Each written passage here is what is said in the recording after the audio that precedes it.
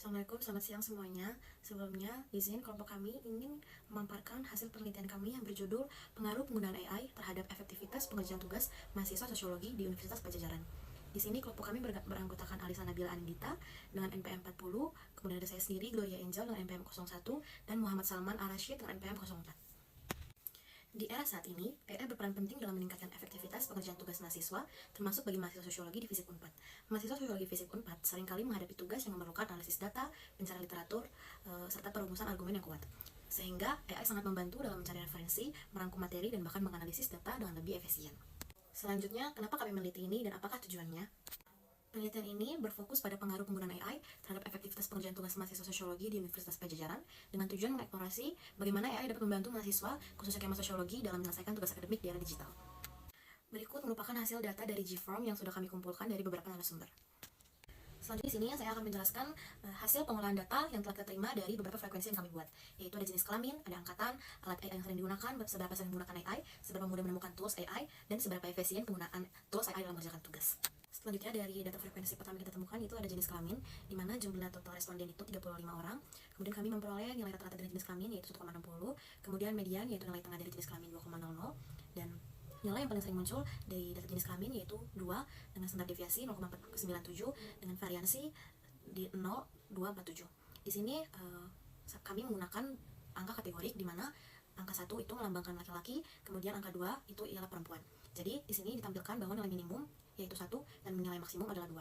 Dengan jumlah total keseluruhan data ada 56.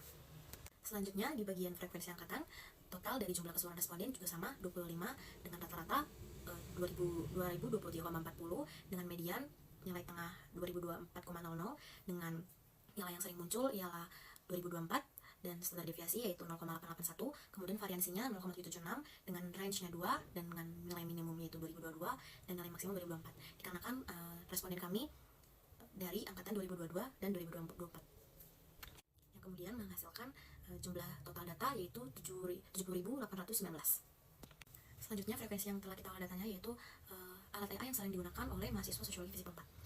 Sama dengan total keseluruhan sebelumnya, di sini juga 35 responden dengan nilai rata-ratanya 1,69, kemudian dengan nilai tengah yaitu 2,00 dan dengan nilai yang paling sering muncul ialah 2 dengan standar deviasi 0,583 dan variansi 0,339. Di sini range-nya ada 2 dengan nilai minimum 1 dan nilai maksimum 3. Kenapa nilai minimumnya 1? Karena dari beberapa data kami menggunakan angka kategorik di mana nilai aplikasi Perplexity kami ganti menjadi angka 1, kemudian ChatGPT dengan angka 2 dan Blackbox AI dengan angka 3. Jadi dengan total keseluruhan data itu 59. Selanjutnya data frekuensi yang telah kita peroleh dan telah kita olah yaitu seberapa sering mahasiswa sosiologi Fisip 4 menggunakan AI. Sama dengan data sebelumnya, di sini juga total 35 responden dengan rata-rata 3,31 dengan nilai tengah 3 dan dengan nilai yang sering muncul yaitu 3. Di mana standar deviasi dari seberapa sering ini yaitu 0,832 dan variansinya 0,692 dan dengan range 3. Dengan data nilai minimumnya 2 dan nilai maksimumnya 5. Di sini karena kami menggunakan angka kategori 1 dalam skala 1 dan 5, yaitu yang pertama ada jarang sekali, yang kedua jarang, yang ketiga cukup sering, yang keempat sering, dan yang kelima sangat sering. Di sini dapat dilihat bahwa nilai 2 itu nilai yang cukup jarang, yang 5 itu yang sangat sering dalam menggunakan AI. Dengan total keseluruhan data ada 116. Selanjutnya, data frekuensi yang telah kita peroleh adalah seberapa mudah dalam menemukan tools AI. Sama dengan data selanjutnya, di sini juga 35 responden dengan rata-rata 4,03 dengan nilai tengah 4,00 dengan nilai yang sering munculnya 4 dengan standar deviasi 0,87 dan dengan variansi 0,73. Di sini range-nya 3 dan nilai minimumnya 3 dan nilai maksimumnya 5. Di sini juga sama dengan data yang sebelumnya, kami menggunakan skala 1 sampai 5 untuk menemukan seberapa mudah mereka menemukan tools AI. Di mana di skala pertama dijelaskan bahwa itu sangat rumit, yang skala kedua rumit, skala ketiga cukup rumit, skala keempat mudah, dan skala kelima sangat mudah. Dengan begitu kami menemukan range dari seberapa mudah mereka menemukan tools AI. Kemudian dari data seberapa mudah ini kami menemukan jumlah total keseluruhan data itu ada 141 data. Kemudian frekuensi terakhir yang telah kita temukan yaitu seberapa efisien penggunaan tools AI dalam mengerjakan tugas. Yang pertama, sama dengan data sebelumnya, kami menemukan 35 responden dengan rata-rata 4,03 dengan median 4,00 dengan standar deviasi 0,891 dengan nilai sering munculnya 4 dan dengan variansi 0,793 dengan range 3 dengan nilai minimum 2 dan dengan nilai maksimum 5. Di sini sama dengan sebelumnya, kami menggunakan skala dari 1 sampai 5, di mana yang pertama itu tidak membantu, yang kedua kurang membantu, yang ketiga cukup membantu, yang keempat membantu dan yang kelima sangat membantu. Dan dari perolehan data tersebut kami menemukan total data yaitu sum sebanyak 141 data. Kemudian dari semua data yang telah kita temukan, bisa dilihat di sini standar deviasi dari semua data variabel menunjukkan bahwa mean lebih besar dari data standar deviasi, yang kemudian menunjukkan bahwa data di atas cenderung memiliki persebaran yang kecil di sekitar rata-rata, sehingga sebagian besar nilai data berdekatan dengan mean. Data pertama yang kami peroleh ialah jumlah mahasiswa perangkatan yang mengisi kuesioner ini, yaitu angkatan 2022 yang berjumlah 9 orang dengan persentase 25,7%, kemudian angkatan 2023 berjumlah 3 orang dengan persentase 8,6%, dan yang terakhir angkatan 2024 yang berjumlah 23 orang dengan persentase 65,7%, sehingga menghasilkan total jumlah keseluruhan mahasiswa 35 orang. Data kedua kategori yang kami peroleh ialah jenis kelamin responden. Yang dapat dilihat di sini, mahasiswa laki-laki berjumlah 14 orang dengan persentase 40% dan perempuan 21 orang dengan persentase 60%, sehingga menghasilkan total keseluruhan mahasiswa yaitu 35 orang. Berikut bentuk diagram yang diperoleh dari data yang kami dapatkan. Data kategori selanjutnya yang telah kami teliti ialah AI apa saja yang kemudian sering dipergunakan oleh mahasiswa sosiologi FISIP Unpad dalam meningkatkan efektivitas mereka dalam mengerjakan tugas akademik. Yang pertama ada Purple, yang kedua ChatGPT, dan terakhir Blackbox.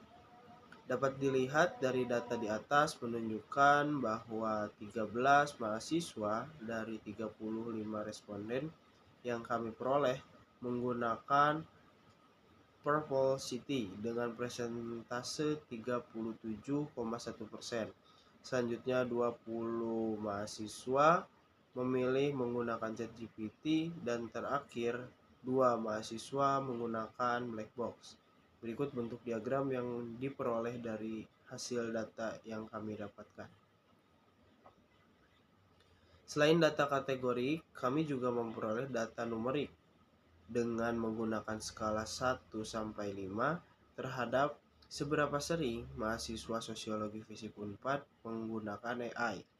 Dari 6 dengan persentase 17%, mahasiswa mengatakan bahwa jarang menggunakan AI. Selanjutnya 14 mahasiswa mengatakan cukup sering dengan persentase 40%. Lalu selanjutnya ada 13 mahasiswa menyebutkan bahwa ia sering menggunakan AI dengan persentase 37%. Dan yang terakhir, 2 mahasiswa mengatakan sangat sering menggunakan AI dengan persentase 5,7%. Berikut bentuk diagram yang diperoleh dari hasil data yang kami dapatkan. Untuk data numerik selanjutnya itu ada seberapa mudah mengakses tools AI. Nah, di sini kami menggunakan skala dari 1 sampai 5, dengan 1 itu rumit dan 5 dengan sangat mudah. Di sini ada 1 orang atau 2,9% dari 35 orang yang yang mengisi rumit. Ada 9 orang yang mengisi cukup rumit, berarti 25,7%. Ada mudah, dan yang mengisi itu adalah 13 orang sebanyak 37,1%. Ini adalah mayoritasnya. Lalu ada 12 orang yang mengisi sangat mudah sebanyak 34,3%. Nah, selanjutnya itu ada seberapa efisien penggunaan tools AI dalam tugas. Dengan skala 1 itu kurang membantu sampai 5 yang sangat membantu. Nah, untuk kurang membantu itu ada sekitar 2 orang yang mengisi sebanyak 5,7% dari 35 orang. Cukup membantu ada 7 orang yang mengisi, membantu ada 14 orang. Untuk cukup membantu itu berarti ada 20% dari 35 orang. Membantu itu berarti ada 40% dari 35 orang. Itu di sini adalah mayoritasnya. Lalu ada yang mengisi sangat membantu itu 12 orang sebanyak 34,3%. Nah, dapat disimpulkan bahwa dari 35 responden itu ada sekitar 74,1 dari 22% mahasiswa aktif sosiologi 4 yang cukup sering menggunakan AI dalam tugas sebagai alat yang bisa membantu mempercepat dan mendampingi dalam pengerjaan tugas. Dengan alat yang paling sering digunakan dari sampel yang kami kumpulkan yaitu ChatGPT dengan persentase sebanyak 57% ataupun 20 dari 35 responden. Sekian dari presentasi kami. Mohon maaf jika ada kesalahan. Assalamualaikum warahmatullahi wabarakatuh.